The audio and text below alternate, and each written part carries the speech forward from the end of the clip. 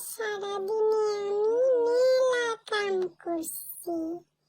বালতি দিয়ে কল থেকে পানি নিয়ে আসছি। সেই পানি দিয়ে আমি ভালো করে ঘর মুছে ঘর পরিষ্কার করছি মেজে চকচক করে।